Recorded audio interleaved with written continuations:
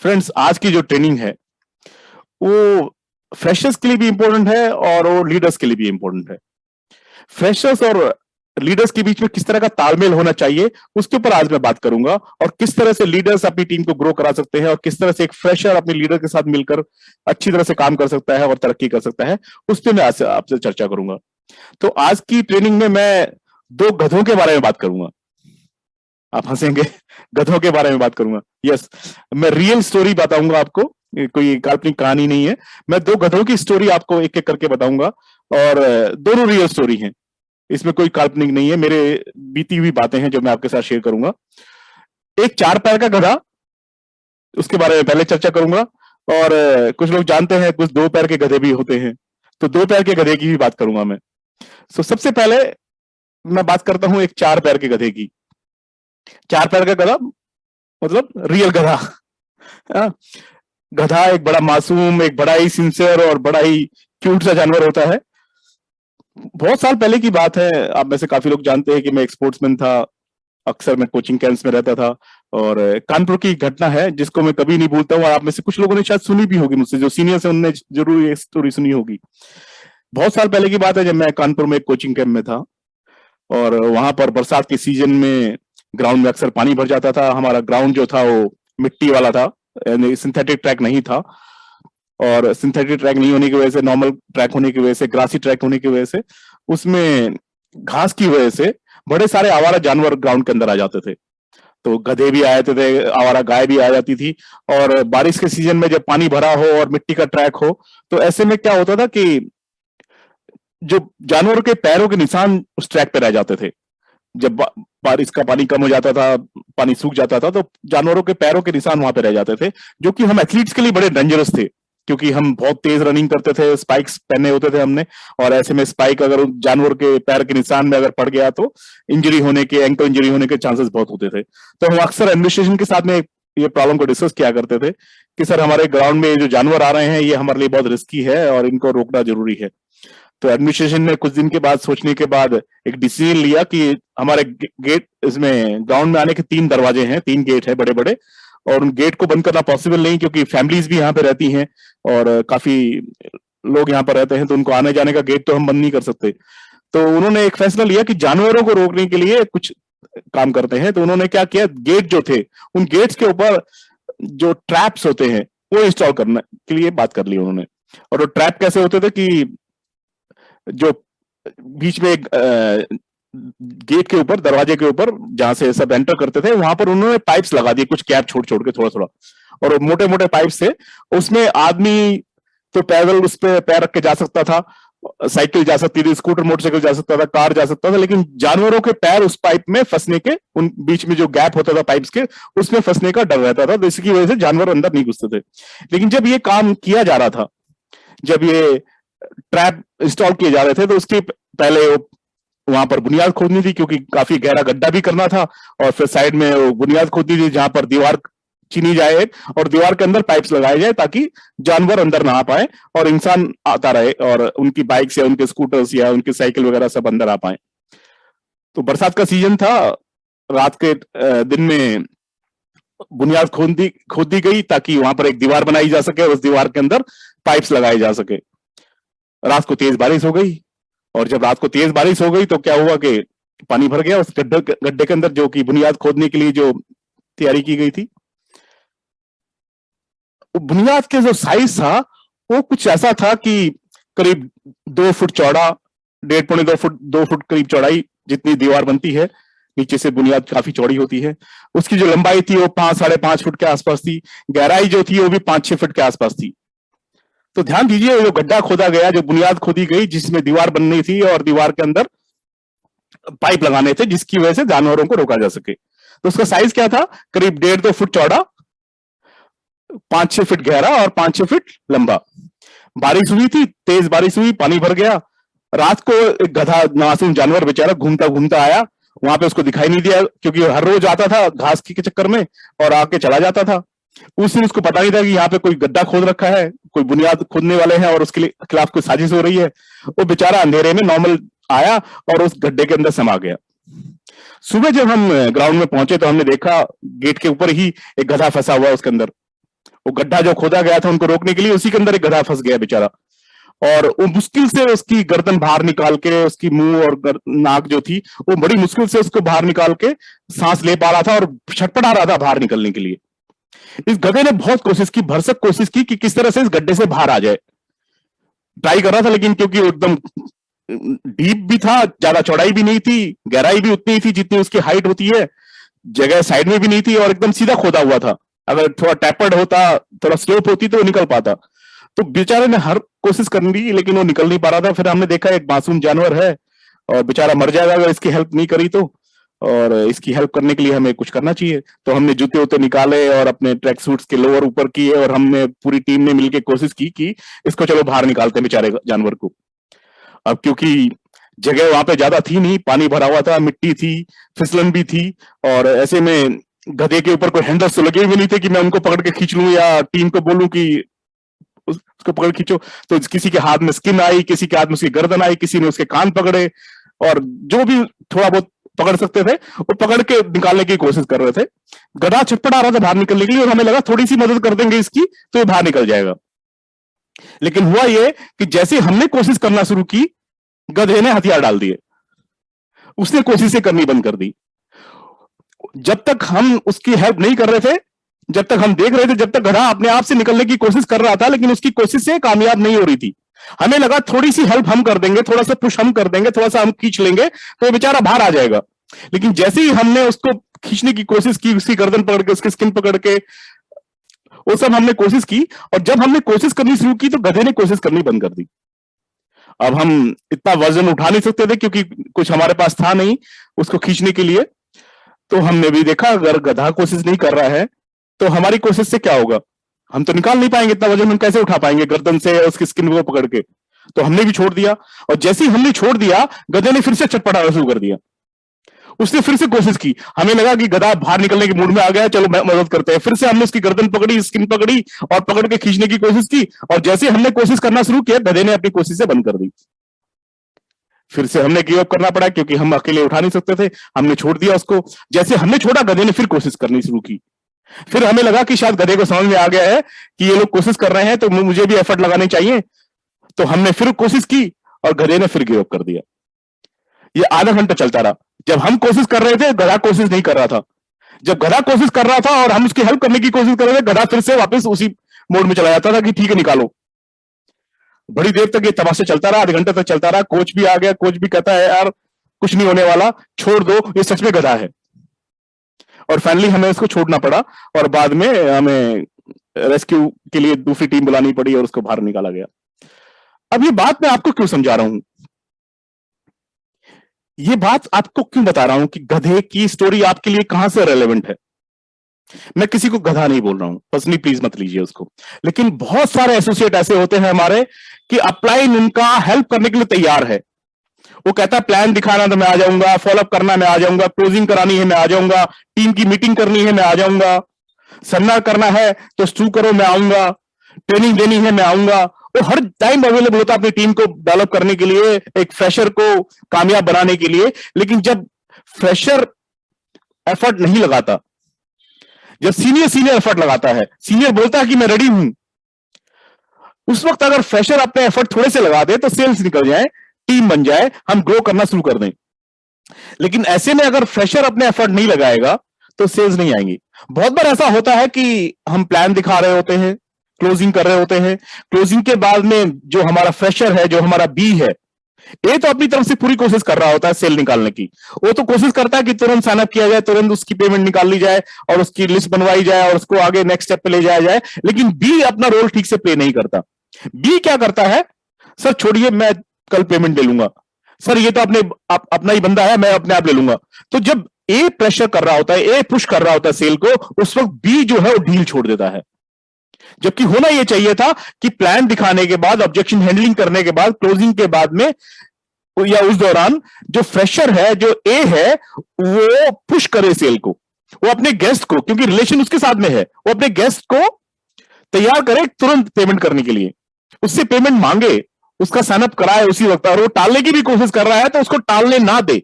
ये रोल किसका है, ये फ्रेशर का है, ये बी का है। हमारा सिस्टम आप जानते हैं ABC से चलता है। ए मतलब सीनियर, बी मतलब फ्रेशर और सी मतलब हमारा प्रोस्पेक्ट या हमारा गेस्ट जिसको हम ज्वाइन कराना चाहते हैं। अगर दोनों मिलकर एफर्ट लगाएंगे ए और बी तो सी की सेल तुरंत आ जाएगी, लेकिन अगर सिर्फ ए एफर्ट लगाएगा और बी एफर्ट नहीं लगाएगा तो सेल नहीं आएगी। इसका उल्टा भी कई बार होता है।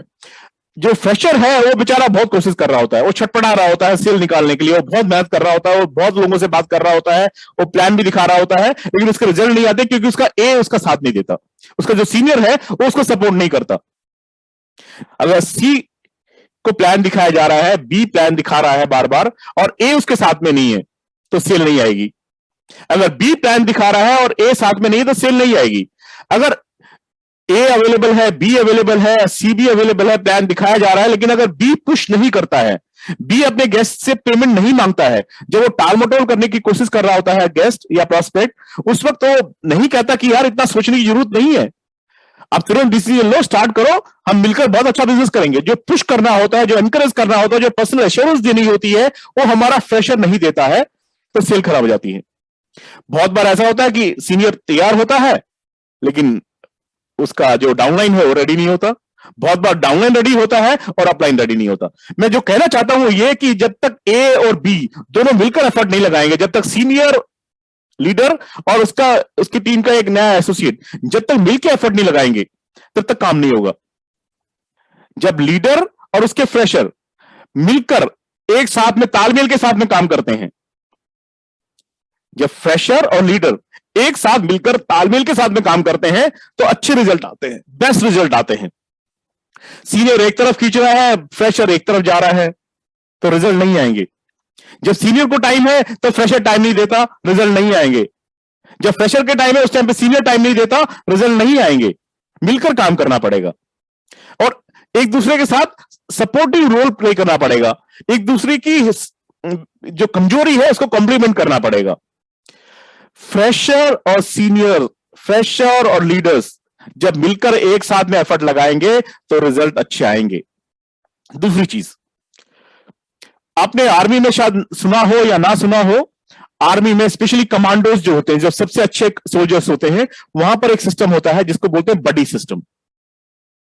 एक दूसरे के साथ मिलकर वो ऑपरेशंस को अंजाम देते हैं, एक दूसरे के साथ में रहते हैं, एक दूसरे को बहुत अच्छी तरह समझते हैं, एक दूसरे को सपोर्ट करते हैं। जब एक्शन में उनको जाना होता है तो उनको पता होता है किस टाइम पे मुझे अपने बड़ी की हेल्प की जरूरत है। बड़ी मतलब पार्टनर। तो पार्टनरशिप होना बहुत जरूरी है एक फ्रेशर और एक लीडर के बीच में।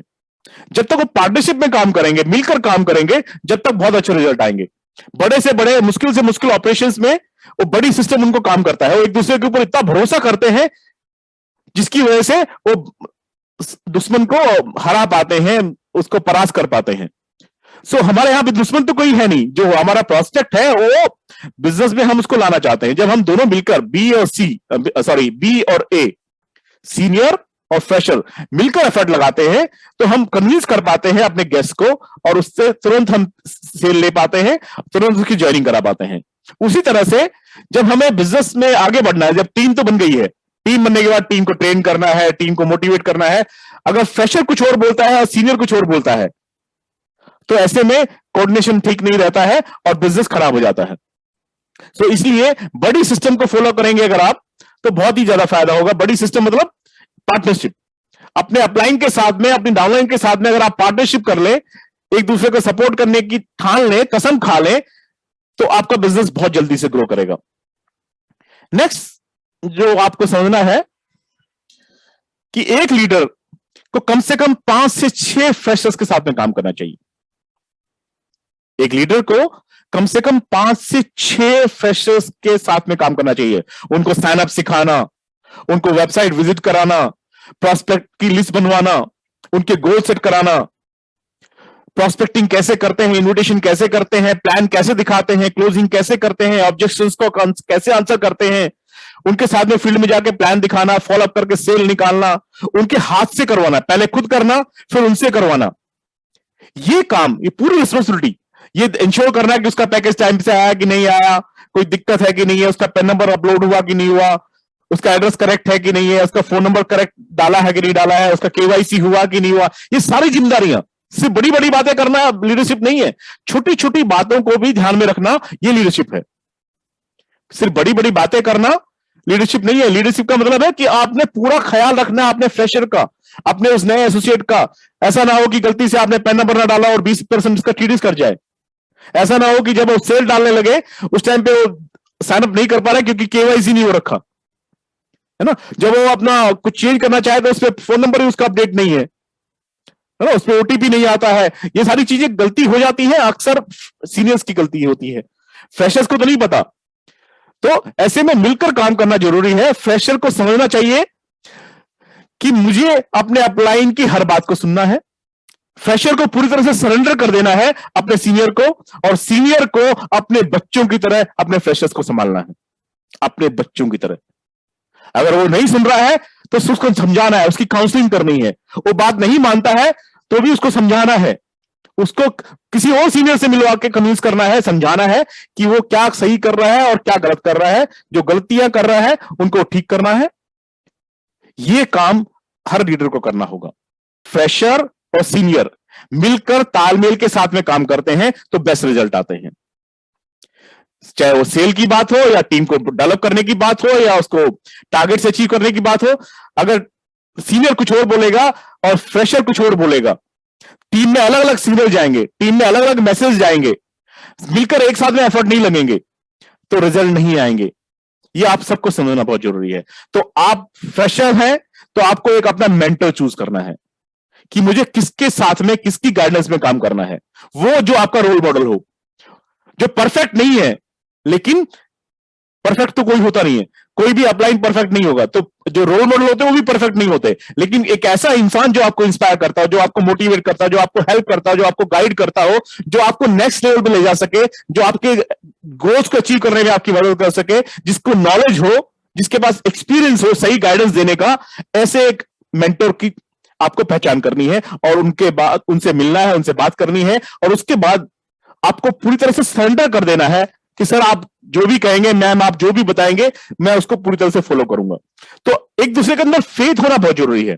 अपलाइन को डाउनलाइन के अंदर फेथ हो, डाउनलाइन को अपने अपलाइन के अंदर फेथ हो, मेंटर को अपने फॉलोअर्स के काम पे पूरा भरोसा हो, उसकी बात पे पूरा भरोसा हो, और फॉलोअर्स को अपने मेंटर का, अपने टीम हेड का, अपने टीम लीडर के ऊपर पूरी की पूरी उसकी क्या कहते हैं, उसको पूरा भरोसा होना चाहिए कि मेरा जो सीनियर है, जो मुझे गाइड कर रहा है, वो सही रास्ते पे मुझे लेके जा रहा है। ऐसा नहीं कि उसके ऊपर हम डाउट करना शुरू कर दें। अपलाइन पे डाउट करेंगे तो बिजनेस अच्छा नहीं होगा, डाउनलाइन पे भी डाउट करेंगे तो भी बिजनेस अच्छा नहीं होगा।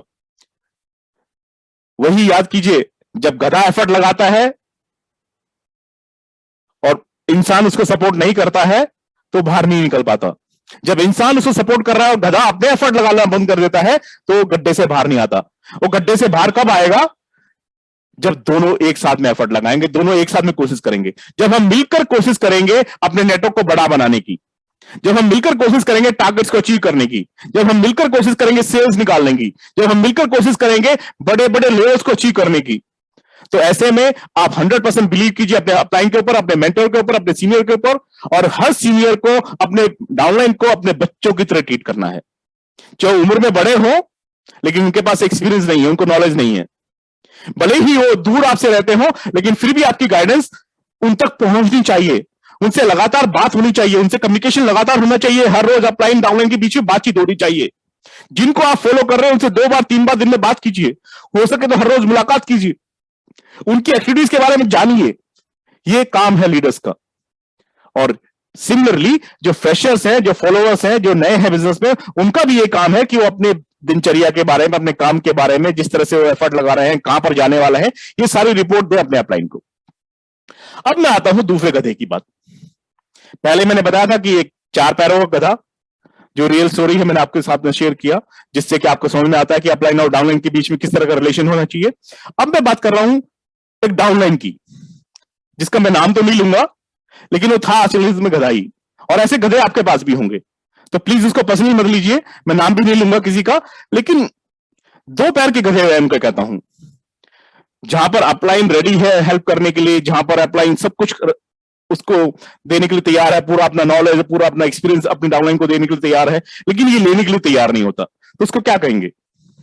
एक ऐसा आदमी जो कामयाब है, एक ऐसा आदमी जो बिजनेस में आपको नेक्स्ट लेवल पे ले जा सकता है, एक ऐसा आदमी जो आपके सपने साकार करने में आपकी मदद कर सकता है, जो हमेशा आपको मोटिवेट करता है, इंस्पायर करता है, वो आपको करने के लिए तैयार है, हेल्प करने के लिए। लेकिन जो फ्रेशर है, वो अगर अपना रोल ठीक से नहीं प्ले करे, वो अपने अपलाइन की वैल्यू को नहीं समझे, वो अपने अपलाइन की एडिफिकेशन ना करे, उसकी वैल्यू क्रिएट ना करे, अगर एक फ्रेशर अपने मेंटर को सही वैल्यू ना दे, तो उसको गधा ही कहेंगे हम। तो बिना नाम लिए मैं बताता हूं, मेरा एक एसोसिएट था, आपने काफी लोगों ने मेरा बिजनेस बुक में पढ़ा होगा, मेरी टेस्टिमनी पढ़ी होगी या कई वीडियो में देखा होगा कि मैंने जब ये बिजनेस स्टार्ट किया था तो मैंने पहले महीने में 167 सेल्स की थी। मैंने पार्ट टाइम में काम करके सेफ शॉप से पहले महीने में 1.25 लाख रुपए कमाया था। दूसरे महीने में मैंने 372 सेल्स की थी और पार्ट टाइम में ही मैंने 1.5 लाख रुपए से ज्यादा कमाया था। उसके बाद अच्छी खासी इनकम मैंने महीनों तक की, और फिर एक वक्त ऐसा आया, एक फेज ऐसा आया जब मेरी एक लेग में काम होता रहा और दूसरी लेग धीरे धीरे खराब होनी शुरू होगी, दूसरी टीम बर्बाद होनी शुरू हो गई, और नॉलेज नहीं थी, एक्सपीरियंस नहीं था, तो एक टीम तो चलती रही और दूसरी टीम रुक गई कहीं ना कहीं पर, उसमें ग्रोथ होनी बंद हो गई। और एक लंबा समय ऐसा आया 8.5 महीने तक जब मुझे सेफ शॉप से एक पैसे की भी इनकम नहीं आई। इस 8.5 महीने के दौरान ऐसा नहीं था कि मैं काम नहीं कर रहा था, ऐसा नहीं था कि मैं बिजनेस नहीं कर रहा था, मैं फील्ड में नहीं जा रहा था, मैं प्लान्स नहीं दिखा रहा था, बस वो ये रहा था कि वीकर साइड पे कोई हेल्प लेने के लिए तैयार नहीं था और स्ट्रॉन्गर पे लोग हेल्प मांगने वाले रेडी रहते थे। वो हमेशा मुझे कॉल करते थे, हमेशा मुझे मेरे से टाइम लेते थे, और मैं जाता था फील्ड में, उनकी मदद करता था, मैं ऑफिस भी जाता था, फील्ड में भी जाता था, उनकी ट्रेनिंग भी करता था, उनको मोटिवेट भी करता था, उनकी सेल्स भी क्लोज करता था। लेकिन वीकर साइड पे धीरे धीरे लोग कम होते चले गए और उन्होंने मेरी हेल्प लेनी बंद कर दी, और मेरे पास जो टाइम होता था पूरा पूरा टाइम यूज होता था मेरे स्ट्रॉन्गर लेग पे। लेकिन आप सबको पता है बिजनेस करना है, इनकम करनी है, तो दोनों लेग्स में काम करना होगा। तो मैं दूसरी लेग पे भी काम करना चाहता था, और उसके लिए मैं प्लान्स दिखाता था, अपनी लिस्ट पे मैंने काम करना शुरू किया, और उस लिस्ट पे जब काम करना शुरू किया तो फील्ड में मैं हर जगह गया। मैं यहाँ पे वो नहीं बताना चाहता कि मैंने कितना काम किया, कितना एफर्ट लगाए, मैं हजारों किलोमीटर मैंने ड्राइव किया एक सेल निकालने के लिए। ध्यान से समझिए, एक सेल निकालने के लिए एक व्यक्ति, मुझे पता था कि स्ट्रॉन्गर चल रहा है, मैं वीकर पे किसी को ज्वाइन कराऊंगा और उसके बाद उसके साथ मिलकर काम करूंगा, तो मैं फटाफट बहुत बड़े बड़े लेवल अचीव कर लूंगा और मेरी इनकम बढ़ जाएगी और अच्छी इनकम में करूंगा, क्योंकि मैंने पहले करके देखा हुआ था, करके दिखाया हुआ था। तो मुझे काम करना आता था, बस मुझे एक आदमी की तलाश थी जो मेरे साथ ज्वाइन करे और मेरे साथ मिलकर काम करे, मेहनत करे, और मैं उसको चमका दूं। बस मैं यही ढूंढ रहा था कि एक आदमी मुझे मिल जाए। मैं आपको बताता हूं, मैं उसके लिए, क्योंकि लिस्ट जो थी मेरी उसको काफी यूज कर चुका था, ज्यादा कॉन्टेक्ट मेरे पास बचे नहीं थे, जिनसे पहले बात हो चुकी थी ज्यादातर वही लोग थे, या तो उन्हें ज्वाइन कर लिया था या ज्वाइन करने से मना कर दिया था। तो नई लिस्ट बनाने के लिए, नए कॉन्टेक्ट बनाने के लिए, नई लिस्ट डेवलप करने के लिए, मैं जहां से रिटायर हुआ था, मैं उस ऑफिस के सामने जब उनकी छुट्टी का टाइम होता था वहां पे जाके गाड़ी खड़ी कर लेता था उसके आसपास जाके, कि अगर मुझे कोई पुराना ऑफिस वाला नजर आ जाए, कोई पुराना कलीग नजर आ जाए, तो मैं उससे हाय हेलो करूं, नंबर एक्सचेंज करूं और प्रोस्पेक्टिंग करके मैं ज्वाइन कराऊं। और ये मैंने बहुत टाइम तक किया, लेकिन अल्टीमेटली कोई मिला नहीं। फाइनली एक जगह मुझे एक पुराना एसोसिएट मिल पाया, एक पुराना जानकार, मेरा एक पुराना कलीग मिल पाया, और मैंने उसको बिजनेस में लेकर आया, मैं उसको ज्वाइन कराया, और मुझे उम्मीद थी कि ये मेहनत करेगा और मैं इसके साथ में मेहनत करूंगा और दोनों मिलकर हम फटाफट नेटवर्क डेवलप कर लेंगे। लेकिन ये सच में दो पैर का गधा निकला। मैंने बड़ी कोशिश की, हर संडे को सेमिनार होता था, मैं सैटरडे को उसको फोन करता था कि भाई कल सेमिनार है, अपने गेस्ट तैयार कर ले और लेके आ जा। तो ये बोलता था मैं आ जाऊंगा, लेकिन संडे को मॉर्निंग में इसका फोन स्विच ऑफ हो जाता था, संडे शाम तक उसका फोन ऑन नहीं रहता था। फिर मंडे या ट्यूसडे को मैं फोन तो मैं लगातार करता था, लेकिन ये फोन इसका या तो स्विच ऑफ होता था या पिकअप नहीं करता था। तो मंडे को या ट्यूसडे को जाके इससे बात हो पाती थी। फिर इसके पास हर बार नए बहाने होते थे, यार मेरा घर में कोई गेस्ट आ गया था, मेरा बच्चा बीमार हो गया था, मेरी वाइफ मुझे कहीं लेके चली गई, मुझे चोट लग गई थी, बच्चे को चोट लग गई थी, घर में रिश्तेदार आ गए थे, मेरी साली आ गई थी, मुझे वहां जाना पड़ गया, मुझे ये करना पड़ गया। हर बार उसके पास नए नए बहाने होते थे। हर वीक में उसको बोलता था कि कल सेमिनार है, गेस्ट लेकर आओ, ये प्रॉमिस भी करता था, लेकिन उस टाइम पे इसका फोन स्विच ऑफ हो जाता था और इसके बाद ये गोलियां देता था। फिर मैंने देखता था कि यार अगर मैं पूरे वीक बैठा रहूंगा अगले सेमिनार के लिए तो पूरा वीक खराब चला जाएगा, फिर मुझे पूरे हफ्ते चेक नहीं बनेगा, सेल नहीं निकलेगी। तो मैं मंडे ट्यूसडे जब भी इससे बात होती थी मैं कहता था यार संडे तो बहुत दूर है, एक काम करता हूं मैं आ जाता हूं आपके पास में, आप अपने लिस्ट बना के रखो, तैयार रखो, अपने गेस्ट से बात करके रखो, प्रोस्पेक्टिंग करके रखो, और मैं आऊंगा और प्लान दिखा दूंगा और सेल निकाल लेंगे। तो ये कहता था आ जाओ। मेरे घर से 1.5 घंटा दूर रहता था ये, मेरे घर से वहां तक जाने के लिए बाई रोड बाई कार मुझे 1.5 घंटा लगता था। तो मैं शाम को इससे अपॉइंटमेंट ले लेता था और कंफर्म कर लेता था कि मैं सुबह आऊंगा, टाइम बता देता था। उसके बाद सुबह तैयार होने से पहले मैं उसको फोन करता था कि मैं आ रहा हूं, तैयार हो रहा हूं, तुम अपने प्रोस्पेक्ट से बात करके रखो, कुछ अपॉइंटमेंट फिक्स करके रखो। ये बोलता था आ जाओ। फिर मैं निकलने के टाइम पे भी फोन करता था उसको कि मैं निकल रहा हूं अभी, तो कहता था आ जाओ, कोई बात नहीं। फिर मैं रास्ते में कहीं पर फाटक पड़ती थी, वहां पर अक्सर मुझे रुकना पड़ता था ट्रैफिक में, मैं वहां से फोन करता था नजदीक जाके कि मैं आने वाला हूं। बोला आ जाओ, मैं तैयार हूं, मैंने बात करके रखी हुई है। उसके बाद जब वहां पर उसके गेट पे पहुंचता था, वहां से 3 किलोमीटर अंदर जाना पड़ता था परमिशन लेके, तो वहां पर जाके मैं फोन करता था तो कहता था मैं अभी तैयार नहीं हुआ हूं, तू आ जा, घर पे आ जा। फिर मैं उसके घर जाता था, तब भी जाके देखता था तैयार नहीं होता था, तब भी वो बरमूडा पहन के घूम रहा होता था, टी शर्ट पहन के घूम रहा होता था, चप्पल में घूम रहा होता था, नहाया नहीं होता था, तैयार नहीं होता था। फिर मैं उसको बोलता था यार मैं तो सुबह से फोन कर रहा हूं तुम्हें, कल शाम को भी मैंने बोला था, तुम अब तक तैयार नहीं है, मेरा टाइम क्यों वेस्ट कर रहे हो। क्योंकि दोस्त थे, पुराने पुराने कलीग थे, तो ये मुझे सीरियसली लेता नहीं था। उसके बाद बोलता था आराम से बैठ यार, थोड़ी देर चाय पीते हैं, गप्पे मारते हैं, बातें करते हैं, फिर कर लेंगे, क्या जल्दी है। तो फिर 1.5-2 घंटा लगाता था ये चाय पीने में, तैयार होने में, ब्रेकफास्ट करने में, और उसके बाद भी इसने अपॉइंटमेंट नहीं रखा होता था किसी से। उसके बाद जब ये सब हो जाता था तब ये 2-4 लोगों को फोन करता था, कोई मिलता था, कोई नहीं मिलता था।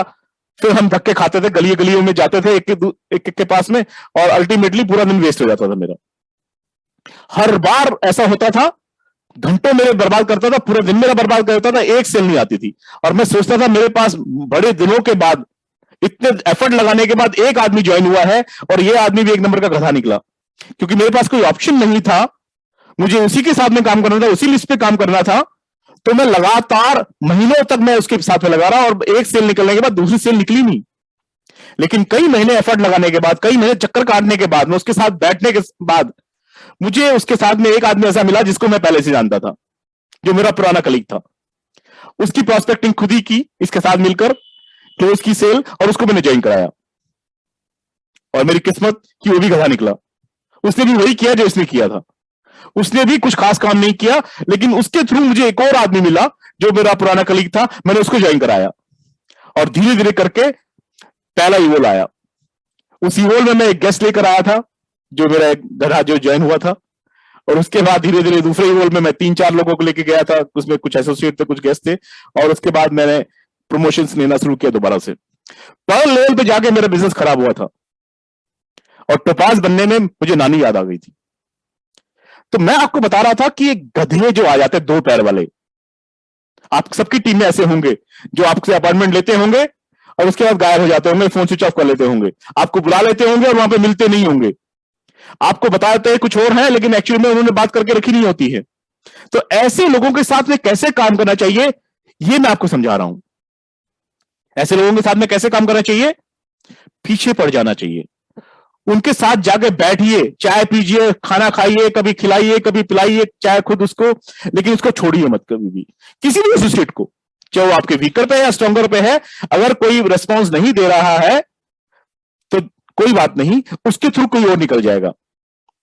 वो भी काम नहीं करेगा तो उसके थ्रू कोई और निकल जाएगा, कोई और निकल जाएगा। सबके पास लिस्ट होती है, सबके पास कॉन्टैक्ट होते हैं। अगर आप घर से बाहर निकलेंगे, लोगों से जाके मिलेंगे, चाहे वो डाउनलाइन निकम्मे से निकम्मे हो, महान निकम्मे हो, सच में 2 पैर वाले गधे हों, लेकिन अगर आप फील्ड में जाएंगे और उनसे मिलेंगे और बात करेंगे तो उनके थ्रू कोई ना कोई तो मिल जाएगा, कभी ना कभी तो मिल जाएगा, जो आपका साथ देगा, जो आपके साथ में मिलकर काम करना चाहेगा, जिसके सपने होंगे, जो ग्रो करना चाहता होगा अपनी लाइफ में, जो तरक्की करना चाहता होगा, जिसको एक्स्ट्रा इनकम की जरूरत होगी, जिसकी बहुत सारी जिम्मेदारी ऐसी होंगी जो पूरी नहीं हो पा रही होंगी, जिसकी वजह से सेफ शॉप बिजनेस में आएगा, आपके साथ में आपका हाथ पकड़ेगा, कंधे से कंधा मिलाकर आपके साथ काम करेगा। वो कब मिलेंगे, जब आप खुद बाहर निकलेंगे। The hardest door to open is your front door, not the friends door. ये एक प्रिंसिपल है हमारे बिजनेस का, ये एक नियम है। सबसे मुश्किल जो दहलीज है, जो सबसे मुश्किल जो दरवाजा है, वो आपके घर का दरवाजा है, जो आपके घर से बाहर निकलता सड़क की तरफ, गली की तरफ, वो खुलना सबसे मुश्किल है। हम घर में बैठे बैठे सोचते रहते हैं मैं इतना दूर जाऊंगा, इतना पेट्रोल लग जाएगा, इतना किराया लग जाएगा, इतने घंटे लग जाएंगे, पता नहीं वो मिलेगा नहीं मिलेगा, मिलेगा तो पता नहीं ज्वाइन करेगा कि नहीं करेगा, ज्वाइन करेगा तो पता नहीं काम करेगा कि नहीं करेगा। हम ये दिमाग में दुनिया भर की कैलकुलेशंस करके बैठे रहते हैं और ये बहाने दिमाग में चलते रहते हैं। अब सर्दी है, अभी गर्मी है, मौसम बड़ा खराब है, शायद बारिश हो जाएगी, उस तरफ शायद कर्फ्यू लगा होगा, है ना। बड़े सारे दिमाग में हम ये सोचते रहते हैं और ये सोच सोच के हम घर से नहीं निकलते हैं। हम घर पे बैठे बैठे ही अपने आप बहाने ढूंढते रहते हैं बाहर ना निकलने के, और यही सबसे बड़ी प्रॉब्लम है। अपनी दहलीज को पार करके, अपने मेन दरवाजे को पार करके, अपने घर की मेन चौखट को पार करके जब आप गली में कदम रखते हैं, जब आप सड़क पे कदम रखते हैं, जब आप अपने घर से बाहर निकलते हैं, अपने कंफर्ट जोन से बाहर निकलते हैं, तो तरक्की के रास्ते खुलते हैं। अपने घर से निकलना ही सबसे मुश्किल काम है। एक बार घर से निकल गए, कहीं ना कहीं कोई ना कोई तो जरूर मिलेगा। आज नहीं मिलेगा, कल मिलेगा, कल नहीं मिलेगा, परसों मिलेगा। आज नहीं ज्वाइन करेगा, कल ज्वाइन करेगा, कल नहीं ज्वाइन करेगा, परसों ज्वाइन करेगा। लेकिन अगर आप घर से बाहर निकलेंगे, लोगों से बात करेंगे, उनकी प्रोस्पेक्टिंग करेंगे, उनको प्लान शो करेंगे, तो कोई ना कोई मिलेगा जो आपके साथ में चलने के लिए तैयार हो जाएगा। आपके घर की दहलीज पार करना, आपका मेन दरवाजा खुलना सबसे मुश्किल है। फ्रेंड का दरवाजा तो खुल ही जाता है। अगर आप जाते हैं, नॉक करते हैं, बेल बजाते हैं, तो वहां पर आपको कोई एफर्ट नहीं लगाना। उसके बाद तो उसने करना जो करना है। वो दरवाजा खोलेगा, वो आपको पानी पिलाएगा, वो आपको चाय पिलाएगा, वो पूछेगा आपसे कि आप कैसे आए। लेकिन आपको घर से बाहर तो निकलना पड़ेगा। जब तक आप अपने कंफर्ट जोन को, अपने बेडरूम से बाहर नहीं निकलेंगे, जब तक आप सेल नहीं कर पाएंगे। हमारे बिजनेस में हमारा कस्टमर हमारे पास चलकर नहीं आएगा, हमें अपने कस्टमर के पास जाना होगा, हमें टीम बनानी है, हमें अपने सपने पूरे करने हैं, तो हमें कंफर्ट जोन से बाहर निकलना पड़ेगा। सो अपने दरवाजे से बाहर निकलिए, फील्ड में जाइए और टाइम स्पेंड कीजिए। दूसरा नियम याद रखिए, some will, some won't, so what, someone else is always waiting. कोई ज्वाइन करेगा, कोई नहीं करेगा। कुछ लोग ज्वाइन करेंगे, कुछ लोग ज्वाइन नहीं करेंगे, तो कोई बात नहीं, कोई परेशानी नहीं है। जो लोग ज्वाइन करेंगे उनके साथ में वेलकम, जो नहीं ज्वाइन करेंगे कोई बात नहीं, आगे बढ़िए, नेक्स्ट आदमी को प्लान दिखाइए। कोई ना कोई तो है जो वेट कर रहा है, कोई ना कोई तो है जो आपके साथ में काम करेगा, जो आपके सपने पूरे करने में आपकी मदद करेगा और आप उसकी मदद करेंगे उसके सपने पूरे करने में। वहां तक हमें पहुंचना पड़ेगा। उसके लिए हर रोज अपने दरवाजे को, अपनी दहलीज को पार करना होगा, अपनी चौखट से बाहर निकलना होगा, फील्ड में जाना होगा, लोगों से मिलना होगा, उनसे बात करनी होगी। कोई ना कोई वेट कर रहा है। भले ही 10 लोग मना कर दें, 15 लोग मना कर दें, 20 लोग मना कर दें, लेकिन उसके बाद हो सकता है 21वां आदमी तैयार हो जाए काम करने के लिए। हो सकता है 5 लोग ज्वाइन कराने के बाद कोई काम ना करे, लेकिन हो सकता है 6ठा आदमी ज्वाइन करने के बाद काम करना शुरू कर दे। इसलिए दूसरे नियम को हमेशा याद रखिए, keep showing the plans, keep doing the follow-ups, results will certainly come. आप अपना काम कीजिए। हम भगवत गीता का इतना प्रचार करते हैं, हम भगवत गीता को खूब मिलकर जमकर प्रमोट करते हैं, लेकिन भगवत गीता का जो सबसे बड़ा टेक अवे लगता है, भगवत गीता में जो भगवान कृष्ण ने हमें सबको समझाया है, बहुत कुछ समझाया है, लेकिन जो मुझे समझ में आता है, जो भगवत गीता की सबसे बड़ी देन है इंसान के लिए, वो है कि आप अपना कर्म कीजिए। आप अपना कर्म कीजिए, फल की इच्छा रखिए, लेकिन फल को छोड़ दीजिए भगवान के ऊपर। आप अपने एफर्ट लगाइए, आप अपना काम कीजिए, आप ईमानदारी से, श्रद्धा के साथ में, पूरे जुनून के साथ में अपना काम कीजिए। फल आपको जरूर मिलेगा, फल आपको जरूर मिलेगा। आज नहीं मिलेगा, कल मिलेगा, लेकिन रिजल्ट जरूर आएंगे। आप प्लान दिखाते रहिए, प्रोस्पेक्टिंग करते रहिए, लोगों से मिलते रहिए, बात करते रहिए। कोई ना कोई तो ऐसा होगा जो आपकी बात को समझेगा, जो आपका साथ देगा। सो अपने कर्म पे फोकस कीजिए, अपने प्लान दिखाते रहिए, फॉलोअप करते रहिए रोजाना। डेली वर्किंग बहुत इंपॉर्टेंट है। अगर आप एक दिन प्लान दिखाएंगे, फिर 4 दिन तक उसका फॉलोअप नहीं करेंगे, तो रिजल्ट नहीं आएंगे। आज प्लान दिखाया, कल प्लान नहीं दिखाया, 2 दिन तक प्लान नहीं दिखाया, 1 हफ्ते बाद आप दोबारा सोच रहे हैं कि अब मैं स्टार्ट कर दूं। अब 1 कदम आगे बढ़ेंगे, 2 कदम पीछे हट जाएंगे, 1 दिन काम करेंगे, फिर 10 दिन गायब हो जाएंगे, फिर 2 महीने काम करेंगे, फिर 6 महीने गायब हो जाएंगे, तो तरक्की नहीं कर पाएंगे। तरक्की करनी है, सपने साकार करने हैं, बड़ा बिजनेस करना है, बड़ा नेटवर्क बनाना है, शानदार नेटवर्क बनाना है, तो हर रोज काम करना जरूरी है। जो थोड़ी देर के लिए आप बिजी हैं, आप फुल टाइम नहीं है, पार्ट टाइमर है, तो भी आपको हर रोज काम करना है। अगर आप घर से ऑफिस, ऑफिस से घर जाते रहेंगे, हर रोज ऑफिस से निकले सीधा घर चले गए, तो घर से जाके दोबारा, मैंने बताया ना, the hardest door to open is your front door. एक बार अपने घर के अंदर घुस गए ना, तो उसके बाहर निकलना बड़ा मुश्किल है, क्योंकि वहां पे टीवी है, वहां पे बीवी है, वहां पे बच्चे हैं, वहां पे माँ बाप है, वहां पे भाई बहन है, वहां पे आराम है, वहां पे रजाई है, वहां पे बेड है जिसपे लेट के थकान उतरती है। तो उस कंफर्ट जोन से हम बाहर निकलना नहीं चाहते। घर के अंदर जाने के बाद ये सारे डिस्ट्रैक्शंस हैं, टीवी, बीवी, बच्चे, माँ बाप, कंफर्ट, रजाई, है ना, वो सब आपको रोकते हैं बाहर निकलने से। मैं आपको अपना पर्सनल एक्सपीरियंस बताता हूं। पिछले साल भर से, तो जब से कोरोना हुआ मुझे 8-9 महीने हो गए, तब से तो डॉक्टर ने मुझे मना किया हुआ था एक्सरसाइज करने से, वॉक करने से, स्ट्रेन करने से। लेकिन अभी कुछ दिन पहले डॉक्टर ने बोला कि थोड़ा थोड़ा करना शुरू कीजिए, थोड़ा वॉक करना शुरू कीजिए। अब क्योंकि बहुत टाइम से आदत नहीं है शरीर को, तो दिल नहीं करता है। सुबह सर्दी मुझे भी लगती है, बेड से बाहर निकलना मुझे भी अच्छा नहीं लगता, जल्दी उठना मुझे भी नहीं अच्छा लगता, और कई बार ऐसा होता है कि मैं स्किप कर देता हूं अपना मॉर्निंग वॉक। मैं जानता हूं अच्छी तरह से कि हर रोज वॉक करना जरूरी है मेरी हेल्थ के लिए। मैं जानता हूं कि हर रोज एक्सरसाइज करना जरूरी है मेरी हेल्थ के लिए, अदरवाइज मेरी हेल्थ कभी भी अच्छी नहीं होगी। मुझे अपने फिटनेस पे ध्यान देना पड़ेगा, मुझे अपना वेट कंट्रोल में रखना पड़ेगा, ये मैं जानता हूं अच्छी तरह से, ये मेरे फायदे का है। लेकिन बहुत बार आलस आ जाता है और मैं मिस कर देता हूं। लेकिन मैं एक चीज जानता हूं एज एन एथलीट और एज ए टीम लीडर, कि जो सबसे पहला स्टेप है ना उसमें, वो इंपॉर्टेंट है। अगर एक बार रजाई से उतर गए, बाहर निकल गए और आपने जूते पहन लिए, मैं जानता हूं कहां पर प्रॉब्लम है, मुझे अपना प्रॉब्लम एरिया पता है, कि एक बार रजाई से बाहर निकल लिए और आपने स्पोर्ट्स शू पहन लिए, तो उसके बाद वॉक तो हो ही जाएगा। तो मैं आगे की नहीं सोचता हूं कि मुझे एक्सरसाइज करनी है, मुझे वॉक करना है, मुझे ये करना है, मुझे वो करना है, मैं वो सोचता ही नहीं हूं। मैंने क्या करना है कि रजाई से बाहर निकलना है, जिस वक्त भी मेरी आंख खुलेगी उसी वक्त। टाइम की कोई बाउंडेशन नहीं है, क्योंकि मैं फ्री बर्ड हूं, है ना, मैं डायरेक्ट सेलर हूं, मैं शेप शॉप का वीनस लीडर हूं, तो मेरे पास वो बंदिशें नहीं है ना जो आम आदमी के ऊपर होती है। तो मुझे ये पता है कि जिस वक्त भी मेरी आंख खुलेगी, जिस वक्त भी मैं रजाई से बाहर निकलूंगा, सबसे पहला काम मुझे ये करना है, मुझे किसी और चीज के बारे में नहीं सोचना, मैंने सबसे पहले अपने स्पोर्ट्स शूज पहनने हैं।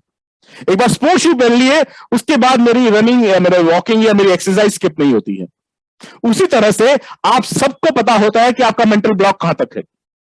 आप ज्यादा मत सोचिए उसके बारे में, ज्यादा सिर खपाई मत कीजिए, सिर्फ इतना कीजिए, सिर्फ इतना कीजिए कि आपने तैयार होना है, तैयार होने के बाद अपना बैग उठाना है और फील्ड में जाना है, और घर से बाहर जाके कॉलिंग करनी, या शाम को अपॉइंटमेंट लेकर रखना है आपने। एक बार घर से बाहर निकल गए तो कहीं ना कहीं आपको जरूर रिजल्ट आएंगे। कहीं पे प्रॉस्पेक्टिंग होगी, कहीं पे फॉलोअप होगा, किसी नए आदमी से मुलाकात होगी, किसी पुराने से मुलाकात होगी, किसी से सिर्फ हाय हेलो होगी, किसी की प्रॉस्पेक्टिंग हो पाएगी, किसी को प्लान भी दिखाया जाएगा, कुछ ना कुछ जरूर हो जाएगा अगर घर से बाहर निकल गए तो। लेकिन अगर घर से बाहर नहीं निकले, अगर घर से बाहर नहीं निकले तो कुछ नहीं होने वाला हमारे बिजनेस में।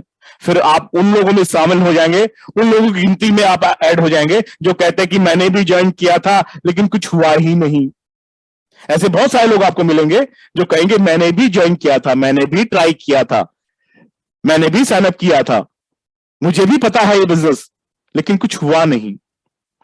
क्योंकि हमारे बिजनेस में कुछ होता नहीं है, सब कुछ करना पड़ता है। हमारा कस्टमर हमारे पास चलकर नहीं आता है, हमें अपने कस्टमर के पास जाना होता है, उसको अपने बिजनेस के बारे में बताना होता है, हमें उसकी नीड समझनी होती है, हमें जानना होता है कि उससे हमारे बिजनेस में क्या इंटरेस्ट हो सकता है, उसकी कौन सी जरूरतें हैं जो हम पूरी कर सकते हैं, उसकी कौन सी जिम्मेदारियां हैं जो हम पूरी कर सकते हैं, उसके कौन से अधूरे सपने हैं जो पूरे नहीं हुए, जो शेप शॉप बिजनेस में आगे पूरे हो सकते हैं।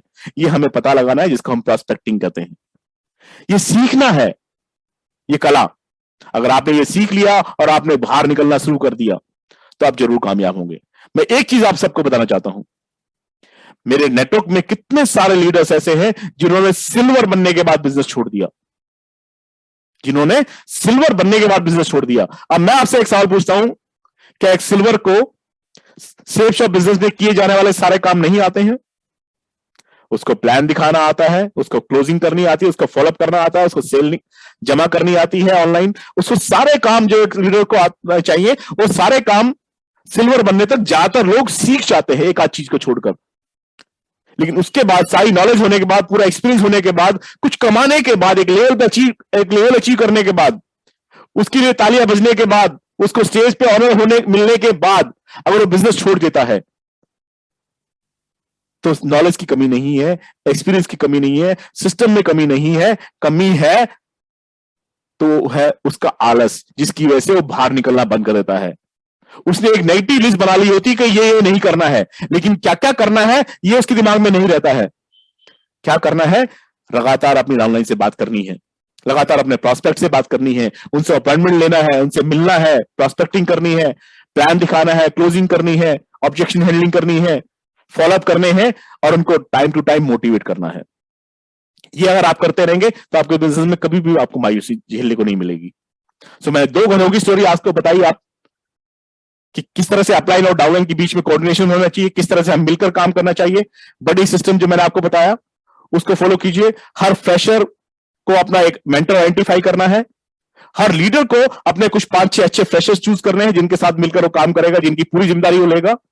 और मैंने बताया कि अगर 2 पैर के गधे आपके नेटवर्क में हैं, जो सेल्फ मोटिवेटेड नहीं है, जिनको बार बार मोटिवेट करना पड़ता है, जो धक्का मारे बिना बाहर नहीं निकलते हैं, तो उनके साथ में कैसे काम करना है?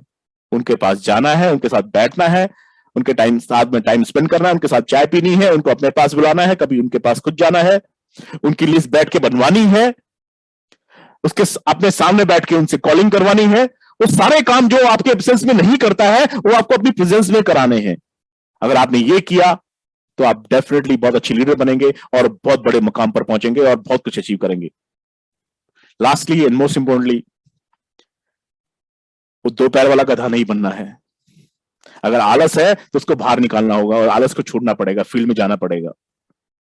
लास्टली एंड मोस्ट इंपॉर्टेंटली, आपको अपनी डाउनलाइन के वो लोग चूज करने होंगे जिनके साथ में आपको काम करना है, जिनकी पूरी जिम्मेदारी आपको लेनी है, उनको कामयाब बनाने की रिस्पॉन्सिबिलिटी आपने लेनी है। और अगर आप फ्रेशर हैं तो आपको अपने एक लिए एक मेंटर चूज करना होगा, एक ऐसा व्यक्ति जो आपको गाइड करेगा समय समय पर, जो आपको मोटिवेट करेगा, जो हो सकता है आपके साथ में फील्ड में ना जा पाए, लेकिन फील्ड में ना होते हुए भी आपको महसूस होगा कि मेरा सीनियर मेरे साथ में है, जो मेरा अच्छा चाहता है, मेरा भला चाहता है। तो एक ऐसे आदमी को चूज करना होगा और उसके साथ में काम करने के लिए आपको पूरी तरह से अपने आप को सरेंडर करना होगा। ये आप करेंगे तो आप बहुत तरक्की करेंगे। I wish you all the best.